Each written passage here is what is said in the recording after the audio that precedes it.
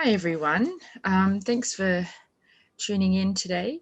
My name is Rebecca and we're here today to have a chat about dragon energies, and this is related to the upcoming ritual that Shibodo will be streaming for Alban Heffen. So I'm joined today by Raf and Adi, Jez and Danuta. And we're each going to talk about some of our own personal perspectives on dragon energies. So just to get us started, I thought everyone could introduce themselves and just give you a bit of a background about, what their personal perspectives are. So Juna, would you like to start? Hi, I'm Danusha. I'm one of the facilitators at Shibodo and helping to facilitate the Weaving Our Worlds summer solstice ritual that's coming up on the 19th. And I'm here because I'm helping Beck not break down with the Zoom, like technology. I'm the tech too. Right. Raf, would you like to give us a bit of a background for your dragon energies?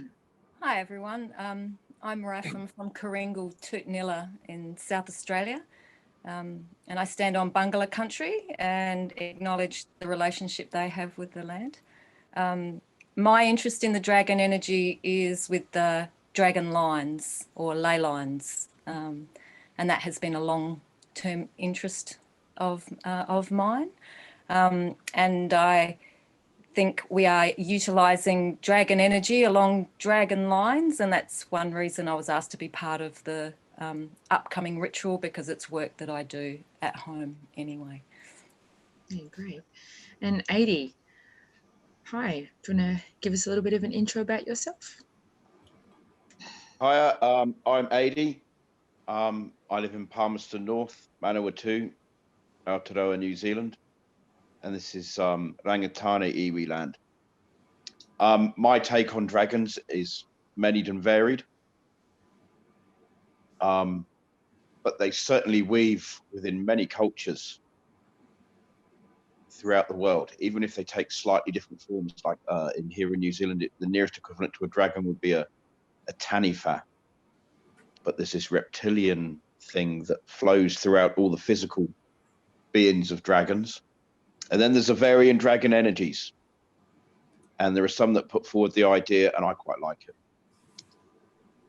that gold in some of the myths is actually wisdom, and the wisdom is guarded by a dragon.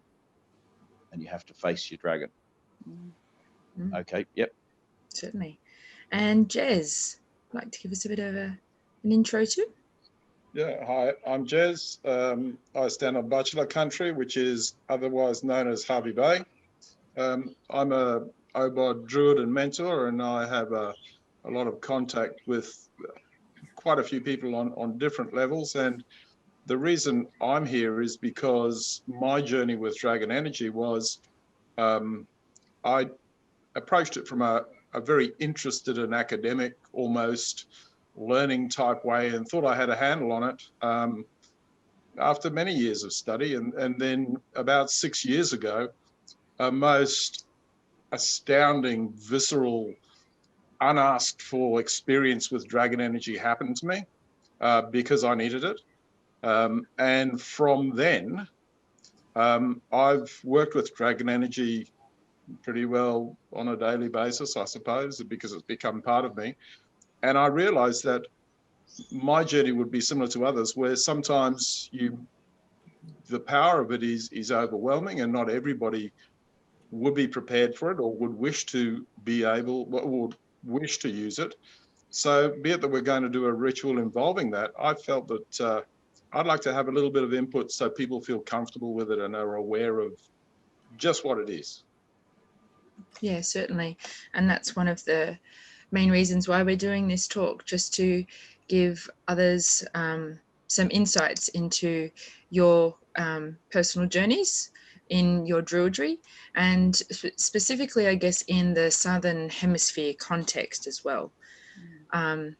So to start us off, I thought it would be a good idea just to get a bit of context for our ritual. You know, this talk in particular and the other two previously are to support the work that we're doing for this pretty large ritual that will be shared through the whole OBOD community, but also for us sort of Shabodis, our Southern Hemisphere OBOD members, to be able to share how we do things all the way down here when it's a bit different to being in the Northern Hemisphere. So Dunda, from your organisation with the ritual, would you be able to tell us a little bit about what are some of the energies that we're using for the ritual, and how then we can engage with them as well? Sure. I think we have to first acknowledge, like, first of all, I'm going to acknowledge that I'm standing on Awabakal land, which is where I was born and where I've lived all my life. And that's really important for this ritual, in that at this particular time, we have a major conjunction of Saturn and Jupiter as it moves into Aquarius. It's a very significant thing. Hasn't been this close for nearly 1,000 years, like hundreds and hundreds of years. So it's a very tight alignment, and it aligns with some work that Indigenous people are doing on the summer solstice in Uluru. And people have become involved in that in different ways individually. But as Druids, we recognise these large galactic energies that occur, these changes, astrological and astronomical and geomantic type energies that move and change. And so in alignment with that, we've created a very, we've worked with the standard OBOD ritual to create a ritual that is highly aware of that coming shift and change caused by these alignments. And so we've very, very fortunate to have an Aboriginal elder and Maori woman, Kate, and she's going to help us to weave together a number of different energies that include the energies of the Southern Hemisphere Indigenous peoples that's aligning, working on this current set of rituals that they're doing, their thing, and with the big energies that we work with as Druids, dragon energies, which are really potent, and energies of the lands and all the beings, which is what we're calling crystal energy. We're kind of bringing together all the senses of being that are in the Southern Hemisphere to align it for our Alban-Heffen ritual, which is the summer solstice, and it's the time of the highest sun. So it's the time of the highest power. And we're going to be working with that. So there's a place for everybody to engage with at whatever level they're at, or with however they're going to stand on the land where they're standing to do this ritual. Mm. Yeah.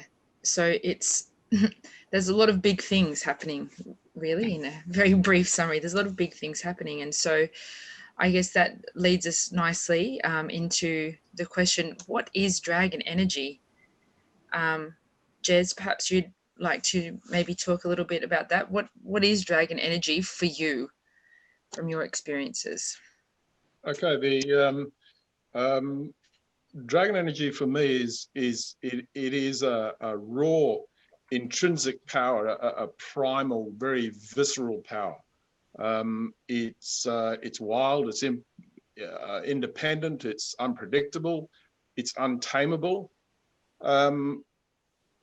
So it's more instinctive and subconscious than academic or directed. If you imagine the Hollywood, the huge dragon flaps in and lands, and then opens its mouth, and then this giant flame just comes out and goes whoosh and annihilates something. Actually, that's pretty well dragon energy. It's very, very direct. It's focused energy, and like electricity or explosives, it's neither good or bad, but it can do a lot of good or it can do tremendous harm. So it is not, when I say harm, violent destruction. So not necessarily intending harm. So it's not something to be called lightly. It's not something that's going to be forced on you. This was my interest, is that people should understand is that you can call dragon energy, or you can open to dragon energy. It won't necessarily come to you, and it won't necessarily be something that you feel. But if you do feel it, realize you're part of it and treat it with respect and humility, and be glad of being part of it. It's not trying to be have an adverse effect on you. It's not trying to hurt, or it's not trying to be frightening, but it is intense. And so be safe in the knowledge that it's not directed at you, but in rushing past, if you like. It's a little bit like a great big, semi-trailer going past, and you feel the wind go past, you go, whoa, crikey, that was, glad I wasn't in the way of that. Well, it's exactly the same. And, stay on the sidewalk. Don't jump out in front of it if you don't know what you're doing. And yeah, it's a wonderful, beautiful, primal feeling, and it's a great thing. And if you want to feel it in nature, go onto a high rocky ridge, and the rocks or the ridge are the backbone of the dragon, and just feel the immense energy that's been pushed up from the earth. That's dragon energy. That isn't, bluebells and moss covered little forest with butterflies, which as a druid I love. No, the dragon energy is the spine sticking out on the rockiest outcrop, or even in the driest, riverbeds, and you can see the rocks on the sides. You can pick up dragon energy. It's raw, it's lovely, it's beautiful, it's creation, it's great. But just be ready for it, because it's exciting and it's nice. But if you don't wish to have it, don't put out for it, and just, if you like, lend your energy and your respect to the energy that you feel, and everything's fine, and it will benefit you. Yeah, sure.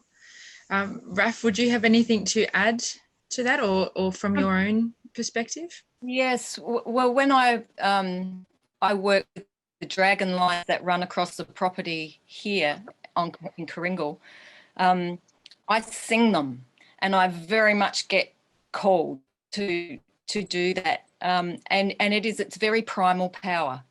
It's not it's not soft and gentle. To me, dragon energy is about you stand up and you take notice when you are aware of it, because it is asking something of you. And leading up to this talk, I went and I sat in my ovate grove for some calm and healing after a crazy week. And a very strong message came through about the dragon magic, and in relation to our ritual. So I wrote it down. So I would like just to read it, if I may, because I think it explains a lot about how I feel. The dragon magic is ancient, and it's not to be trifled with. One must sit up, take notice, and engage in the elemental quality of whichever dragon has called to you. You then sit in this energy, and then you act, because this is the essence that gives you strength for powerful change that is needed for your journey. When dragon energy calls to you, don't ignore it. Be that at your peril. It is an opportunity. It is a deep awakening from the bowels of the earth to the deep pools and oceans, to the wild mountain tops and the very soul and center of the flaming forge. It is your time of relinquishment for that which no longer serves you, and a powerful builder for that which enables you to serve others. So when the dragon calls, you ask yourself the questions that you're afraid to ask, and you move through the work with energy as old as time, enveloping you in a sheath of protection and strength. If you are called by Dragisha, the water dragon, then you must look to the heart of your passion, the deep connection which aligns all things and gives rise for that which needs to flow. If you are called by Drayagtalav, the earth dragon, then you look to your potential, reach deep into your heart and the heart of the Mother Earth and follow that calling. If you are called by Drayagair, the air dragon, then your vital instincts are being awoken. Let your insights and imagination fuel your actions with care and consideration. And if you are called by Drayagtiana, the fire dragon, then you will find the courage and the will to undertake your own self-mastery and give you courage to lead and serve and to make change. In the light weaving ritual, the dragons are being called in, and they are enveloping our work, giving strength to all the aforementioned qualities so that the work can be held securely, allowing the weaving, igniting, and casting process to transform and bring deep healing to Mother Earth and her people. So for you at home, you can hold this dragon energy in your hands, send it throughout the world at a time of potency and intention, which will help facilitate the changes that are needed in the world today. And I must say this has come through because I've done a lot of work with the Druid Animal Oracle, and a lot of these expressions relate to the associations that are with the dragons in the Druid Animal Oracle. And that's actually a really good place to start if you wish to work with dragon energy. So that actually leads nicely into the question, like you've mentioned quite a few of the different types of dragons there. You know, is there a tendency to maybe work with, you know, one particular type or all of them, would you say, Raf? Well, in this ritual, we are using the, we're calling upon our ancestral knowledge of working with the elemental dragons to open the gateways. To call in, to hold the space and send the love and light forward along the many energy lines that cover the earth. So in that sense, we are using all of the elemental dragons for this particular ritual. But when you're on your own, of course, you can choose. Or they might choose you. I actually find the dragon energy usually chooses you, and it's saying, come on, wake up, take notice, make change.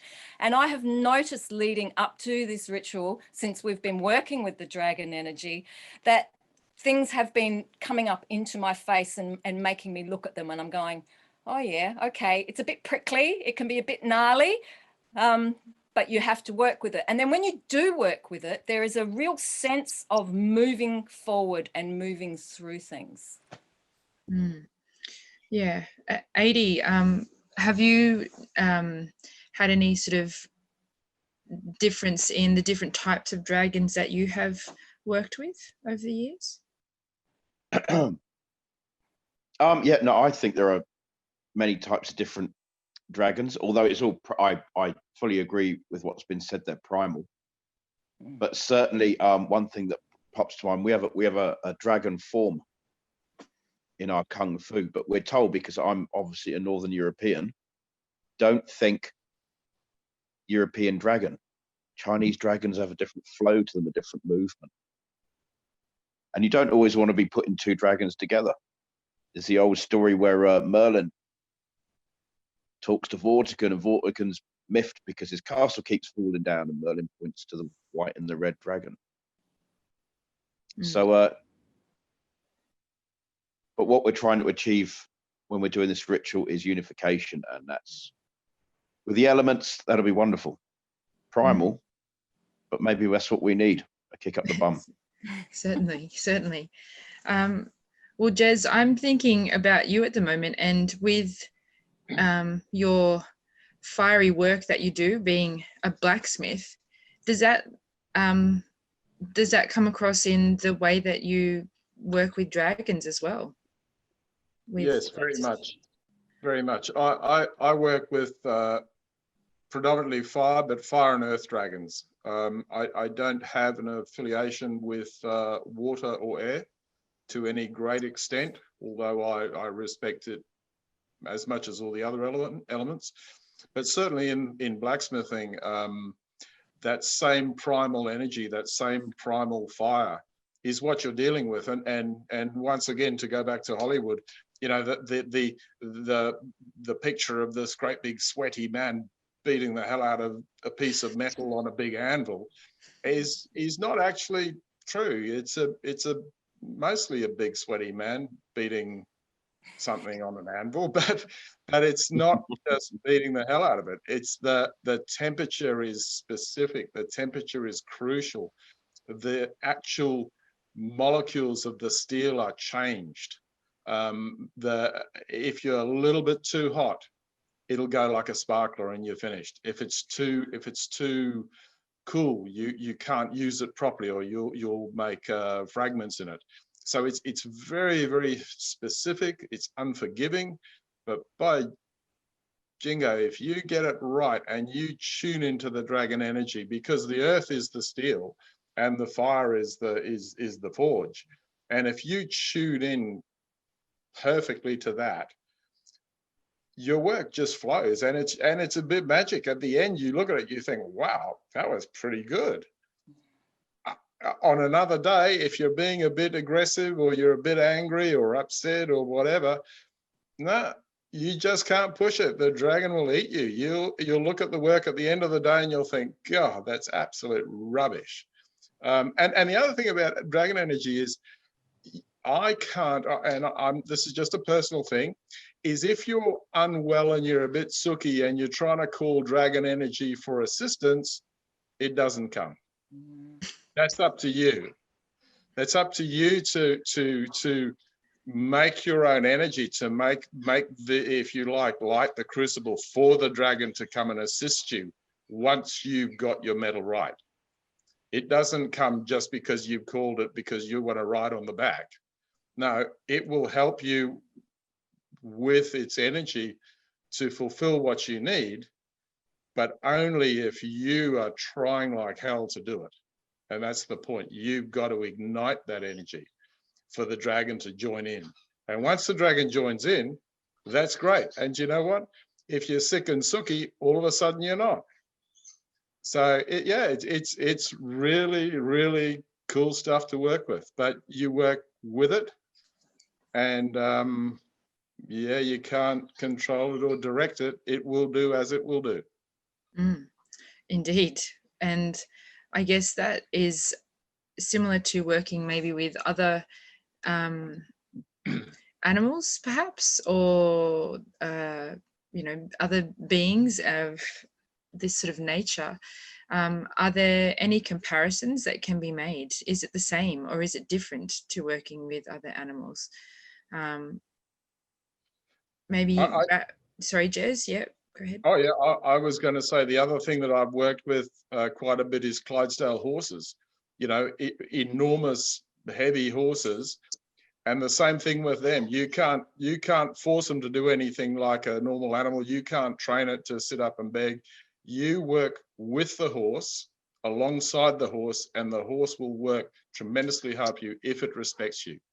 But if it doesn't, and you're just taking advantage or being a bit clever about things, the horse won't work for you. Same energy. Mm-hmm. Yeah. Danuta, do you have any anything to add on that note about working with dragons versus maybe other animals or spirits? I think it depends on who you are, how things work for you. I've had sorry, I'm doing two things at once. I'll get back to here, present again. I think some of us come with associations. We all come with our associations to different sorts of knowings and different sorts of beings that we align with easily. Some align better with types of deity, others align better with types of animals in the wilderness, or no, they have familiars that are alive with them. And then you have these mythical these mythical beings, these animals that don't quite live in our realm, or animals not quite the right word, because they're really quite intelligent. They're really quite their own persons. These people that may be mythical in structure that can connect with us. And those relationships and how you work with those relationships are determined on the very, very old relationships you may have that might just follow you. And I think as we grow through our lifetime in the world, we become more and more aware of how those things work for us. And so Jez's relationship with dragons and horses and things like that are very particular to the way that he works in the world and he works in his spiritual life. Whereas for somebody else, it may be somewhat different. I mean, you know, there are big, powerful fairy people that you wouldn't want to meet in a dark room. And there are, you know, lovely, soft, you know, cornflower fairies that, you know, might give you a bit of a problem. Yeah. So, and you can get the same with dragons. You can get massively huge draconic energies, and then you can get very precise, small, like dragons of medicine that just, they're there and they work with an apothecary to get medicine and things like that, right? And I've seen that work with people as well. I mean, there's a friend of mine and she's a bit of an alchemist, and she uses dragon energy. She worked with the dragon for that, but it's not one of those great huge dragons. It's like this tiny little wyvern that just kind of is probably about 1 meter big, that just kind of hangs with her, and you can see it around her. So yeah, I think there's lots of different identities there, but obviously for this ritual, we're talking about these huge elemental dragons that are specific and relate to Obod as an order, I think, because this is an Obod ritual. So it relates to the dragons that associate with the order that we're a part of in that. So yeah, that's my 5 cents. Yeah.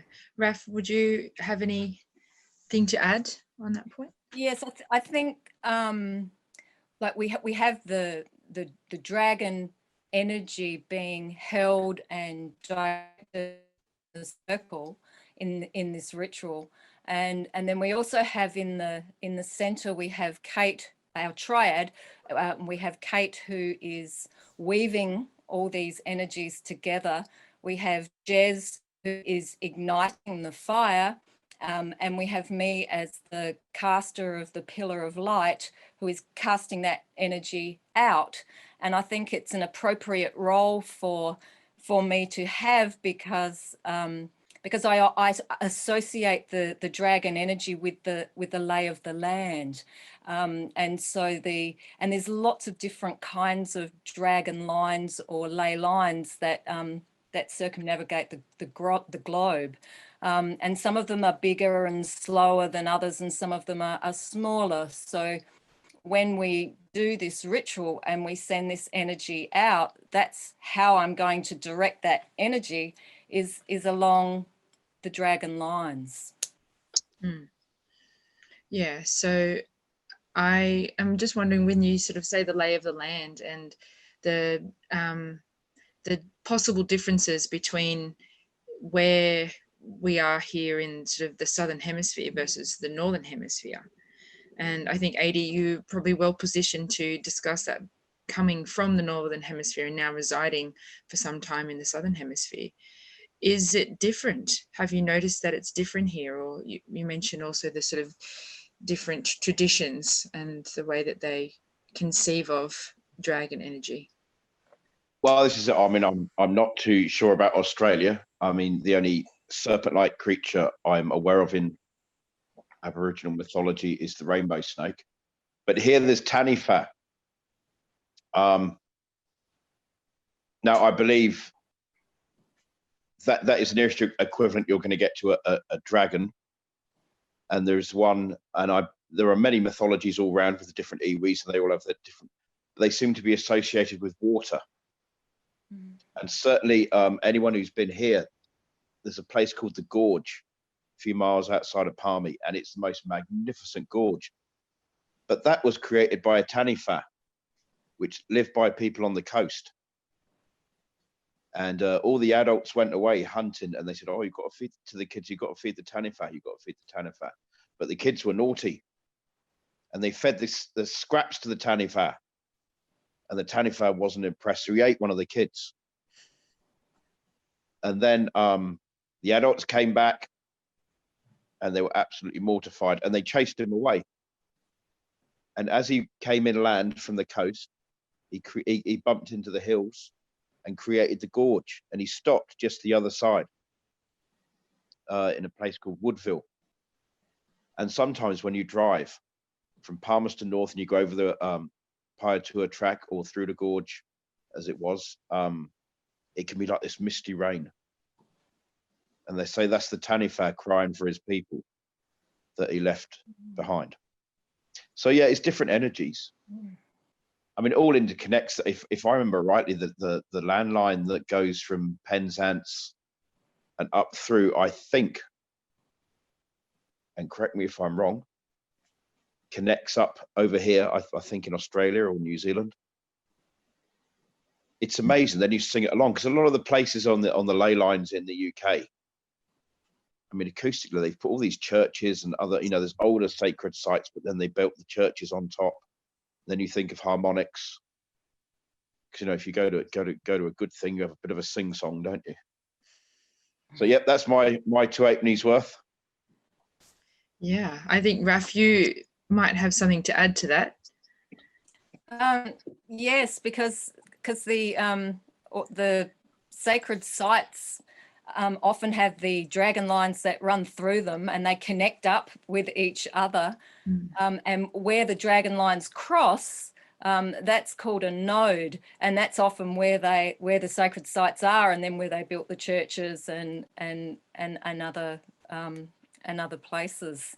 And we actually have a very major grid line, and that's called an emperor dragon line, and there are only 6 of these grids, and I think I've mentioned this in our previous talk, that are existing, and there's 4 crossings in the earth. Is in Central Australia, in the north of Flinders Ranges, so it's near the centre, near Uluru, where the Aboriginal elders are going to be generating the power for their ritual there.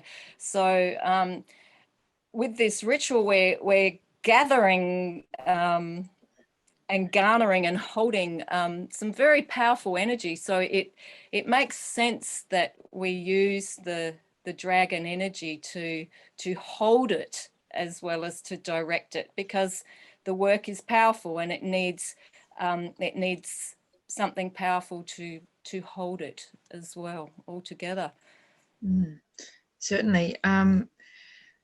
Before we sort of go into that a little bit more about how we're using the dragon energy for our ritual, I know that you do some work, Raf, with voice and sound and vibrations to do with the dragon energy. Could you talk a little bit about that?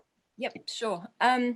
Well, I'm a dowser, and so on our property, we actually have a map that's all the lines are all been drawn out of where all the energy lines actually are on our property, and that has been done through dowsing. And each of the nodes, the crossings of lines, has a frequency. Well, all the lines resonate at a certain frequency. The bigger they are, the lower the frequency, and that's meaning how long it takes to get from one side of the line to the other. And so we've dowsed what frequency those particular nodes are at. And so, for example, there is one very beautiful place on a hill, on a bit of a craggy hill, that I feel is quite dragon-like in its energy. And I've dowsed which note is the frequency of that line.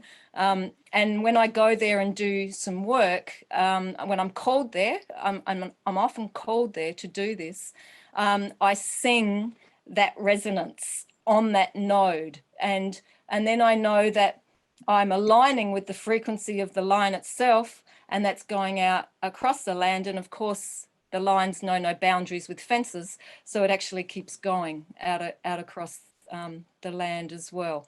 And that's very important Druid work for me to do that, because I am a singer, I guess. I'm a music teacher. So using my voice is something I do. So to be able to do it in a way that actually works for healing of the land is, you know, is something I'm quite attuned to doing. Yeah. So I guess we can maybe talk a little bit more about how we're using the energies in the ritual. And so I guess why are we doing it with dragon energy? Danuta, maybe you can talk a little bit about that. So why are we using dragon energy in the ritual? I think Jez has probably got some good ideas about that. Predominantly because, you know, yeah. I'm going to let Jez answer it. Over to you, Jez. Okay. Well, I can only speak for myself.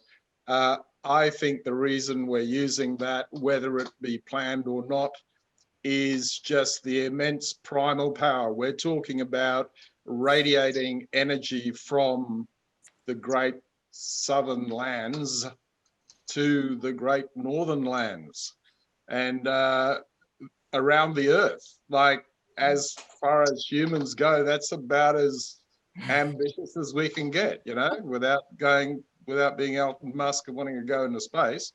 So yeah, I think it takes that gauge of energy to do what we're trying to do, and certainly the linking with the Uluru stuff that's going on, the weaving of the 4 types of dragons together, I think is very important.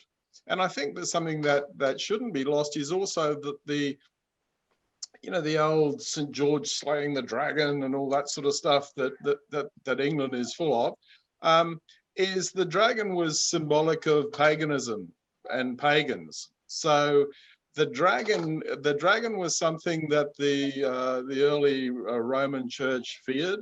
They realized the importance worldwide. There's the people realize the importance of dragon energy. So yeah, we're doing our bit and linking with something that everybody understands, that dragon energy. So when that energy rises in UK or in wherever, it's a recognizable form of communication on an energetic level. So I think that's why we're using it. But nobody's actually told me why we're using it. But I'm happy to use it. It'll be my first choice. I think I have to agree with a lot of what Jez has said. Actually, all of what Jez has said is absolutely on the money.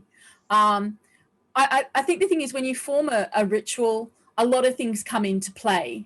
And most of it is sort of like what's flowing through you and your group, the team, as you're coming together. Really fortunate in doing something that's all Southern Hemisphere, like across the Southern Hemisphere, is we can get highly practiced and highly trained Druid folk to hold pivotal roles. And so they can hold big energies that, when you're starting out, you might, not be so familiar with.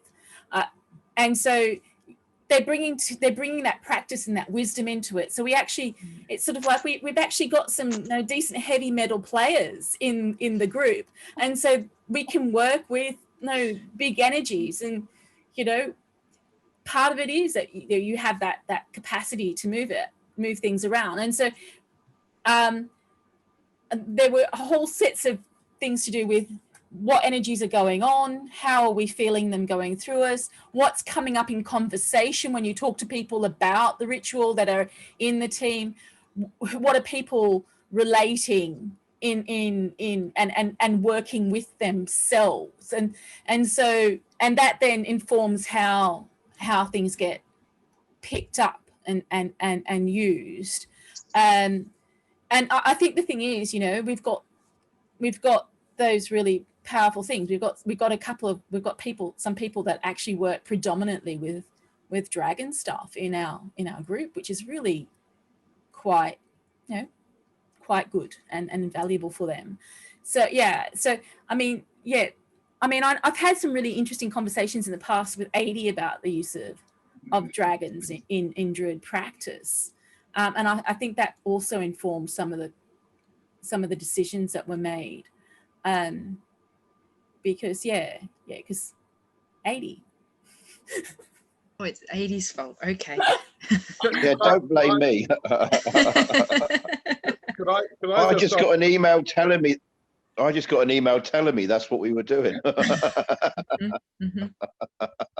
Could I just offer a visual there that I thought of while Danuta was talking? Mm-hmm. Certainly. If you imagine, you know, we're talking about weaving and the four dragons and the other energies and all that. So if you think of us weaving that cord, you know, a large energetic cord, and there'll be, you know, the golden thread, and there'll be the blue thread, and there'll be the red thread, and there'll be the whatever other thread. And when this cord comes together and arrives in the north, it's not as if a huge one of my dragons is going to pop out of the earth and blast everybody with fire. What's going to happen is that cord will come out and then unravel with all those different facets. The red cord, the blue cord, the yellow cord, the whatever, will unravel. And the people who work with those energies that they're more comfortable with in the north can pick and choose how they would like to interact with that energy. So it's a truly, you know, weaving and then unweaving, and then people benefiting from whichever type of energy they wish to work with. So I just thought that was a visual that might help people. I think the blacksmith one would be cool as well, because you've got the earth, which is not just the raw material that you're using to make whatever you're going to make. But the earth is the trees that become the charcoal, the air that fires, that feeds into the charcoal to get it to that temperature that you need, and the water to do the dowsing, and all the elements come together. And then we hammer it out on the anvil with little tickles and sometimes a bit more heavier hit. I don't know, I'm not a blacksmith, so I'm imagining that bit. But we create this thing through all the elements. We create this, whatever a grail, if you like, a sword, spearhead. I agree totally. Yeah. Well, I think that's given a lot of stuff to think about for people, and maybe to broaden their understandings a little bit. Is there anything else that anyone would like to add before we farewell? I'd just like to say again for people at home, if you are tuning into this ritual that we are doing on the 19th, that when you're personally working within this ritual and you want to send that energy out for the healing of Mother Earth and her people, that you can imagine the dragon energy going along the dragon lines, and the pillar of light connecting the north and the south, and then it just circumnavigating and like turning on a big light switch all along all the dragon lines, which go all around the globe. Because the purpose of this ritual from Uluru is for the healing, the deep healing of Mother Earth. And so if we imagine that those lines are encasing Mother Earth, and of course, remembering that dragon lines aren't just flat, they're actually three-dimensional. So they're in the galaxy, on the Earth and inside the Earth, then we are contributing and helping that ritual from Uluru to take place in a really wonderful way at a really potent time. So it can be, it can be really effective. Yeah, and I think that is a really good point for everyone to hold with them as well. So as we sort of I'd just like to add, like, when people are engaging in the ritual, you can select the energy you want to work with, just like you can on the other end, when people pick the energy up afterwards, they can kind of unravels the way Jez has suggested. It can unravel and you can select what you need, but you can also select how you contribute into that. You can choose what you're bringing in and how you're going to weave with. So when the circle opens up, people will be calling in quarters and cross quarters, and you might just decide that you'd like to align with a particular space, just like if you were doing a physical ritual and walking around and deciding, where do I stand in this circle? Where do I stand? Where am I working from in this ritual? And you can just align with those places and those positions according to your heart. Yes. Yes. Yeah. And I think it's like, as you were saying earlier, Jez, these energies, they aren't controlled, so to speak. You get what you need out of it. And sometimes that might be, a bit of a slap around, and other times, it is actually, energizing and, fortifying. But you get out of it what you need. And so you don't need to worry too much. You need to worry about yourself and where you are, and just be conscious about how you're going to interact with these sorts of things. Yeah. All right. Well, I think we'll just do, so we are next Saturday evening at 7 p.m. Australian Daylight Savings Time. We will be doing our ritual, which will be streamed on Shibodo website, Facebook page.